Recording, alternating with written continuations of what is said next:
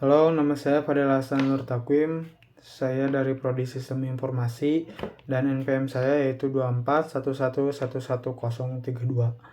Di sini saya akan mempresentasikan materi tentang dampak teknologi jaringan 5G terhadap industri dan kehidupan sehari-hari. Oke, lanjut. Di sini pertama-tama saya akan membahas tentang bab pertama dulu, yaitu tentang materi-materi apa saja yang dipelajari dalam manajemen sistem informasi, itu dari modul pertama sampai modul ke-15. Oke, selanjutnya yaitu pada modul pertama, yaitu judulnya tentang sistem informasi dalam bisnis global saat ini. Jadi di sini kita akan mempelajari tentang apa itu sistem informasi dan apa hubungannya dengan bisnis global saat ini. Terus yang kedua yaitu modulnya tentang e-bisnis dan kolaborasi global. Terus yang ketiga yaitu sistem informasi, organisasi, dan strategi. Nah, pada modul ketiga ini kita akan membahas tentunya tentang sistem informasi, terus ada pula organisasi dan strategi apa saja yang harus kita lakukan. Terus pada modul keempat yaitu tentang masalah etika dan sosial dalam sistem informasi. Nah, di sini pada modul keempat ini kita akan mempelajari tentang apa saja sih masalah etika yang terjadi di internet atau di luaran sana yang tentunya masih berhubungan dengan sistem informasi. Terus pada modul kelima yaitu kita akan membahas tentang IT infrastruktur dan teknologi baru. Nah, selanjutnya pada modul ke-6 yaitu tentang landasan intelijen bisnis. Terus manajemen basis data dan informasi. Nah, pada modul ke-7 di sini kita akan membahas tentang telekomunikasi, internet, dan teknologi nirkabel. Jadi saya juga mengambil judul presentasi ini dari modul ke-7. Terus ini juga membahas tentang apa itu telekomunikasi, terus bagaimana sejarahnya, terus membahas tentang internet, dan membahas juga tentang teknologi nirkabel.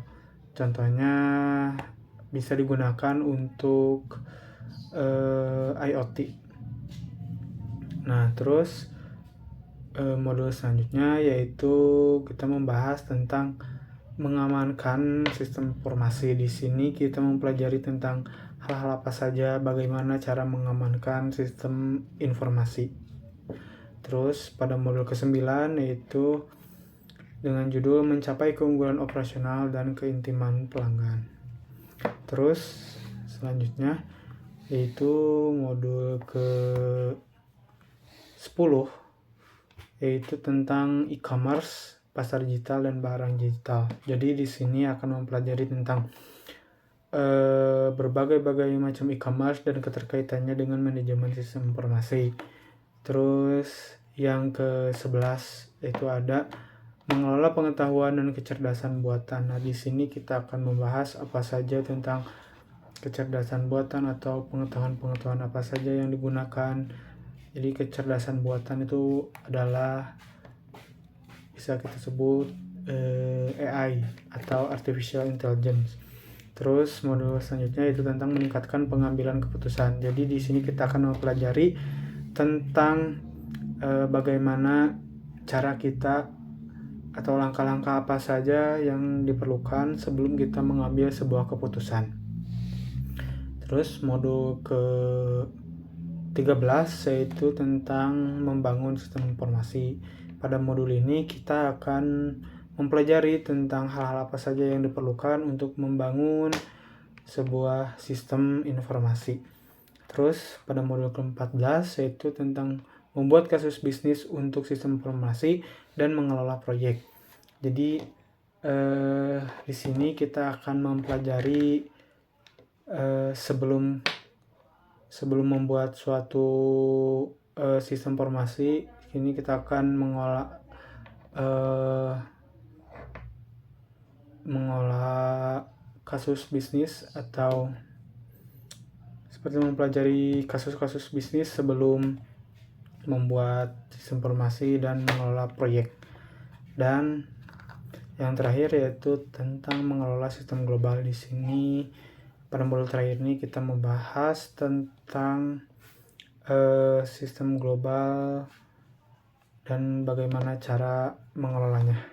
Nah, selanjutnya saya akan membahas tentang bab 2, yaitu tentang profil teknologi telekomunikasi. Di sini pertama-tama saya akan membahas secara singkat tentang sejarah teknologi telekomunikasi. Jadi, perjalanan teknologi telekomunikasi itu dimulai dari metode yang sangat sederhana. Contohnya seperti sinyal asap dan suara drum untuk melakukan komunikasi jarak jauh. Nah, kemudian pada tahun 1837, Samuel Morse memperkenalkan sebuah alat yang bernama telegraf, yang dimana alat tersebut bisa digunakan untuk melakukan komunikasi jarak jauh menggunakan kode Morse. Nah, selanjutnya pada tahun 1876, Alexander Graham Bell memperkenalkan kepada dunia sebuah alat yang bernama telepon, yang dimana memungkinkan kita untuk berkomunikasi jarak jauh secara real time, berkomunikasi suara secara real time dan jarak jauh.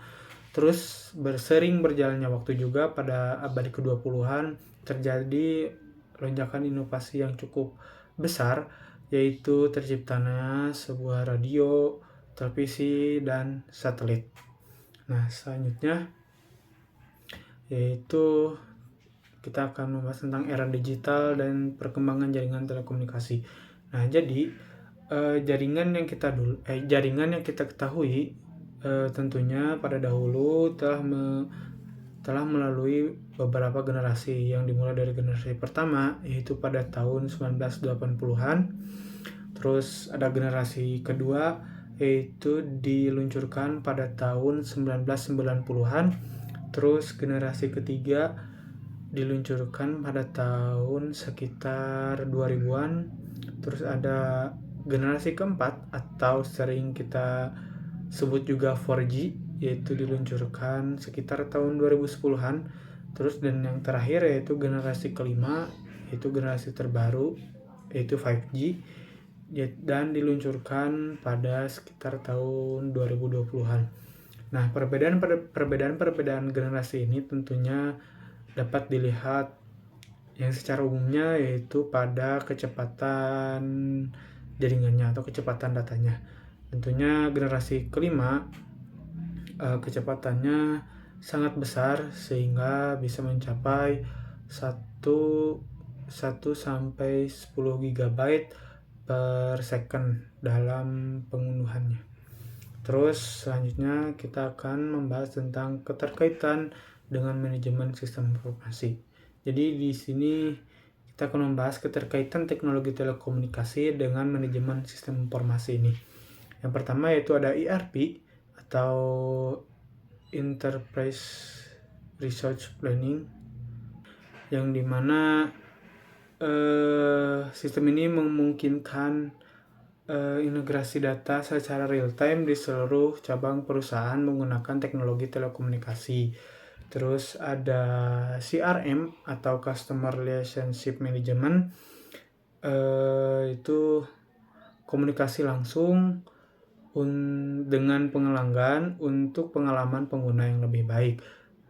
Terus ada cloud computing, yang dimana ini sebuah data disimpan dan diakses melalui jaringan untuk fleksibilitas yang tinggi.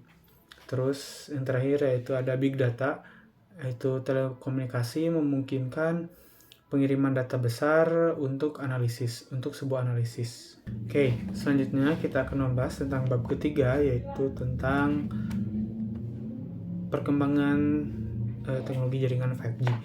Terus ada pula karakteristik utama 5G, yaitu yang pertama kecepatannya yang tinggi seperti yang tadi saya katakan. Terus yang kedua yaitu latensinya yang rendah. dimana cocok untuk seperti bermain game, terus melakukan pekerjaan yang menggunakan internet. Terus yang ketiga, kapasitasnya yang lebih besar, jadi kita bisa menghubungkan beberapa perangkat menggunakan jaringan 5G ini, dan jaringannya masih sangat cepat.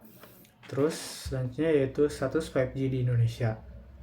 Jadi jaringan 5G ini diluncurkan secara komersial tentunya pertama kali pada bulan Mei tahun 2021 oleh provider Telkomsel, dan setelah itu diikuti oleh provider lainnya. Nah, jaringan 5G ini juga tentunya masih terbatas. Jadi hanya tersedia di wilayah perkotaan seperti Jakarta, Surabaya, Bali, dan kalau tidak salah Bandung juga ada. Kenapa? Karena tentunya untuk menerapkan jaringan 5G ini sangat membutuhkan biaya yang lebih. Oke, selanjutnya yaitu dampak teknologi 5G terhadap kehidupan sehari-hari. Nah, jadi 5G ini tentunya akan berdampak pada beberapa sektor seperti sektor industri, transportasi, dan kesehatan, dan juga pendidikan. Nah, pada sektor industri, contohnya seperti perusahaan bisa menggunakan robot agar lebih efisiensi dan menghubungkannya dengan IoT. Terus pada sektor transportasi, ini yang dimana transportasi umum atau publik lebih terkoordinasi. Terus pada sektor kesehatan, contohnya seperti konsultasi untuk kesehatan secara jarak jauh. Dan terakhir yaitu pada sektor pendidikan, kita bisa melakukan akses pendidikan yang lebih merata tentunya pada pemukiman-pemukiman yang terpencil. Nah, oke, selanjutnya yaitu inovasi apa saja yang dapat dilakukan di Indonesia ketika ada jaringan 5G ini. Yang pertama yaitu Indonesia dapat mengembangkan ekosistem smart city. Terus yang kedua yaitu ada industri 4.0 dan otomatisasi. Terus yang ketiga yaitu transportasi digital pada sektor pertanian. Terus yang keempat yaitu peningkatan layanan kesehatan. Yang kelima yaitu peningkatan layanan pendidikan.